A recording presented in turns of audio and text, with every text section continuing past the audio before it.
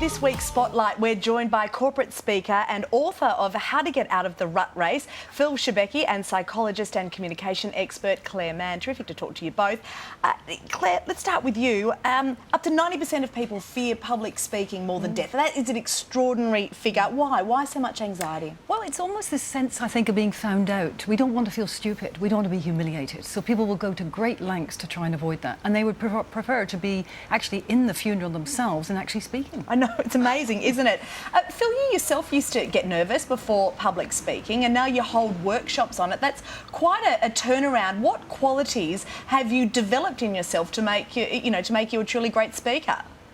Yeah, great question, Monique. Well, the truth about it is I still get nerves, and everyone does. And you actually need to get nervous before a presentation because you need that energy.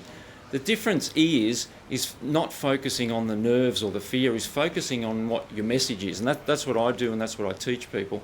Like those clips you just showed, those people were focusing on what the message was that they wanted to deliver to their audience. Are people born with that gift? We're just seeing Barack Obama there. How much of it is learned and how much of it is genetic?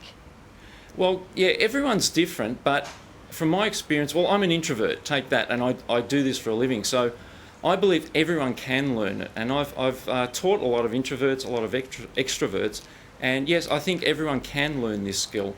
And why is it important in terms of life skills and getting jobs and so on? Public speaking comes into things a lot.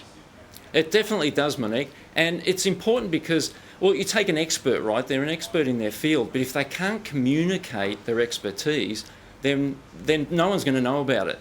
So that's what makes it important, and that goes across into interviews, job promotions, even asking someone out on a date. If you can put your fear aside and just do it. So yeah, across all areas of life. Well, you've got some tips as well to help people at public speaking. What are they?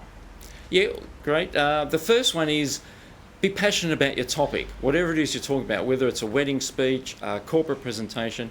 Find some interest, something that you're interested in that topic so that you own it and you're passionate about it.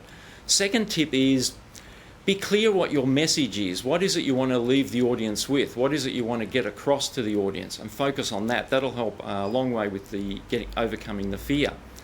Then we get into the structure. The important thing is to know how you're going to start. Memorise the first few words of your presentation. I like to start with a question.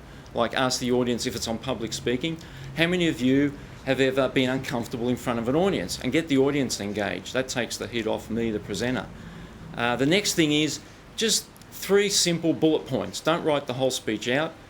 Don't try to memorise the whole speech. Just have 3 simple bullet points that you want to cover, and then know how you're going to finish. Know what words you're going to use at the very end so you can finish on a high and make it a really punchy conclusion. Boom, clunk. That is finishing on a high. Thank you very much, Phil.